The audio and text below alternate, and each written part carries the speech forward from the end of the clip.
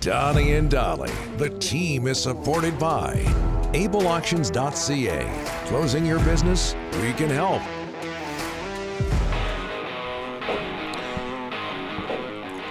All of our guests today, including Farhan, standing by, are brought to you by the Vancouver Giants. Giants would like to thank their fans for their support this season at the LEC and can't wait to welcome them back for the 2023-2024 campaign.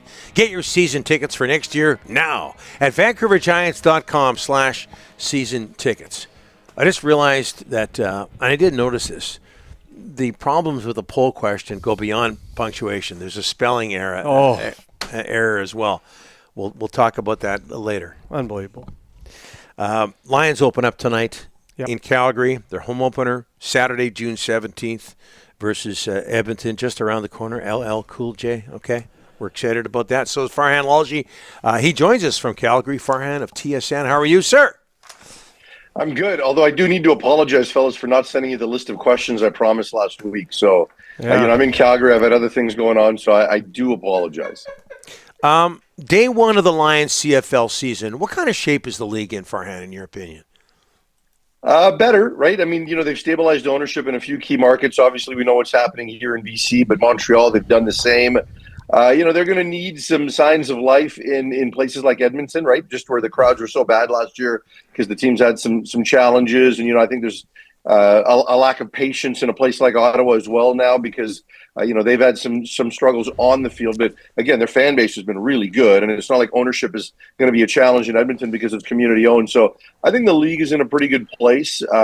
You've got the US TV deal that they're able to monetize a little bit this year. So there's a few things that are going in the right direction. Now they just, they got to get, I think fans are looking forward to seeing what the relationship with Genius is going to look like. And, a few things on the field, I want to see an improvement in quarterback play. But I think overall the league is in a better place than it was a couple years ago when it came out of COVID, certainly. You mentioned that TV deal down south. The game tonight will be on CBS Sports from what we understand. Mm-hmm. Jonathan Kongbo, we haven't talked to you about this since the story broke. He's no longer a member of the BC Lions. That was quick. Off he goes to Hamilton. Why wasn't he a fit with the Lions, Farhan? Yeah, it's hard to say. Jonathan is not a low character kid. I've known him since he was in high school, right? He's a good person. I think he fit in Winnipeg, and he'll find a way to fit in Hamilton. But, I think there were just some concerns around how the messaging regarding him not necessarily being in the starting lineup, how that was communicated and, how he potentially reacted to it, right? So there's certainly some gray in terms of all of that. So it's disappointing that it kind of went the way it did and, that it got a little unseemly for a period of time. But, he's a talented player. And I think that the Lions, it would have been great for the Lions to have had a hometown success story like that, right, at a profile position. And, but nonetheless, the league needs talented Canadians, and he certainly is that. So I'm hoping that Jonathan finds what he's looking for in Hamilton, and that he turns into a great player that many of us thought when we saw him at Holy Cross that he would eventually turn into. Farhan, watching the TSN preview show for the season last night, and at the end of the show, they asked everybody, Grey Cup winners. Nobody picked the Lions. You're not really going to ask this, are you? No, I'm not asking that question. Just listen. Listen to me. Nobody picked the Lions on your panel last night in Toronto. Would that be different if Nathan Rourke was still here? You rolled the Grey Cup and Nathan Rourke questions in together. That's pretty good, Rick. Just answer it.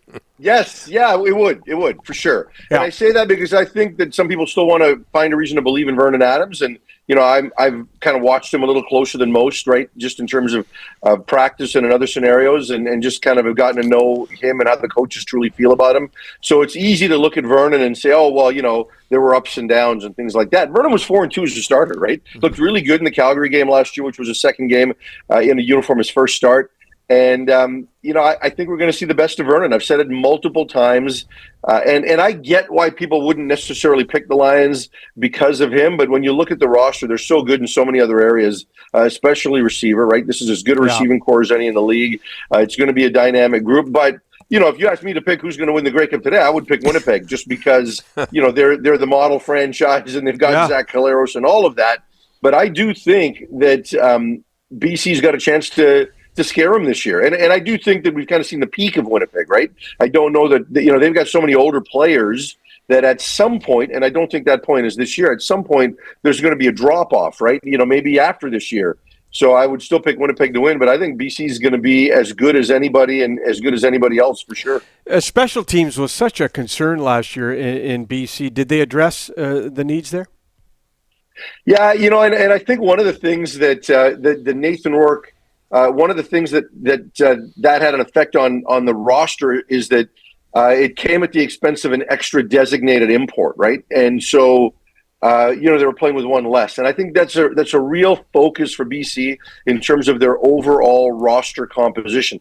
They're not even going to take advantage of that designated import thing that the league has got going on with the 23 players or the 49%. They're not even going to try on offense.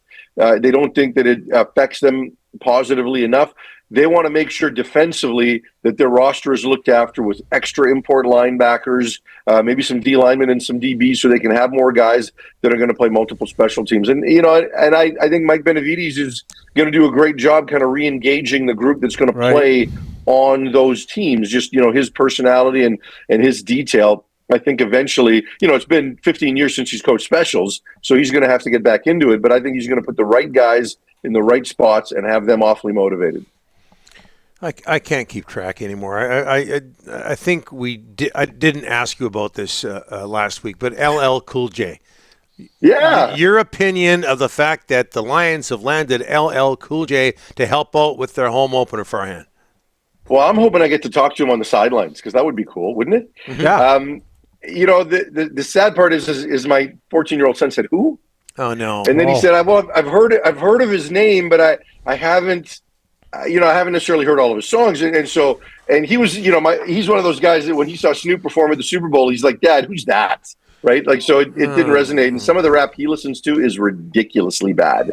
But I think it's great. You sound like an old man. You sound like an old man right there. You sound like me. He sounds like a young punk. Yeah. Again, for me, I think that LL Cool J is a great fit because he is of the genre that can relate to a lot of different age groups, right? Even if he's, not today's rapper, he's still a rapper. And he's a talented artist. He's a big name. And I think getting a guy like that just speaks to what Amar Doman's doing, right? And we're already seeing the effects of it. We've still got 10 days to go before the season opener, or 8 days now, I think, if I might be getting ahead of myself. And they're less than 1,000 seats away from selling out the lower bowl and have already opened up the upper bowl. So obviously people are into it. And, I would expect them to have 35,000 like they did last year. And Amar Doman's going to have a 2-day party, Friday and Saturday. We're bringing out the CFL panel for both days. So for that party on Friday, you're going to see Kate and Milton Davis and crew there. So that'll be good. But, he knows how to run an event. I think they're going to do a great job, and I think it'll be even better than it was a year ago. And last year was no joke. It was the highlight of the CFL season, as far as I'm concerned, prior to the Grey Cup. One of the things I hate about the media business, the news business, is that you'll have a story that people are so passionate about for a week, a day, and then it just goes away. So I'm not going to ask you every single week like Rick does who's going to win the Grey Cup, but I am going to ask you what's the latest on the SFU football program, Farhan. We haven't heard a lot lately. Yeah, and with that story, that lasted in the news cycle for almost 6 weeks, and at a national level, which is, which you just don't see happen, even for significant news stories. So, there's a process that's being followed with the advisor, Bob Copeland, who's back in Ontario, still conducting his interviews, still going through the advisory process, having conversations with other sporting bodies and other parts of the athletic department and the university. I know that we are still in dialogue on a regular basis with the school, with our alumni group, and certainly with Bob itself. I know that people are looking at the feasibility of possibly playing some games in 2023, people as far as athletics is concerned. So there is movement. It's just not loud movement. And from our perspective, I think we need to let the process play out. There was a time and place for us to really heat things up and put pressure on. And you did. And now and we did, and I think we do need to be respectful of this process because I think it's a legitimate one. I think McLaren Global Sports Solutions is a legitimate company. They wouldn't have taken this if it was just optics. So we've got to let them go through an actual process. We did get the locker rooms open on June 1st for the players, so that was a positive, and they've now got more access to training programs and training facilities, so that was also positive. But now we've got to let some of these other processes play out, and I think it'll wind up in a good direction. I'm just looking at the background here. I mean, how much is TSN? I'm in a hotel. I know. And we know that. Thank you. TSN bucking up big time. That looks like a pretty expensive hotel room there, Farhan. Good for you. Awesome. Yeah, we got the TSN CFL and TSN rate. and Mo, I'm not sure if Mo is allowed to stay in this hotel. In that hotel room or the hotel? The hotel period. I'm not sure if he's been allowed. Yeah, I think he's banned. Hey, listen, we all know that him and Julia are at Spalumbo's. No, I'm meeting Julio in 10 minutes, and we're going to go. I'm going with him to Spalumbo's. Okay, all right. Oh, wow. Okay. So, yeah. All right. Well, be a hefty bill there, boy. That. Have a good lunch. Oh, yeah. Thanks for this, Farhan. Appreciate it. We'll talk to you next week.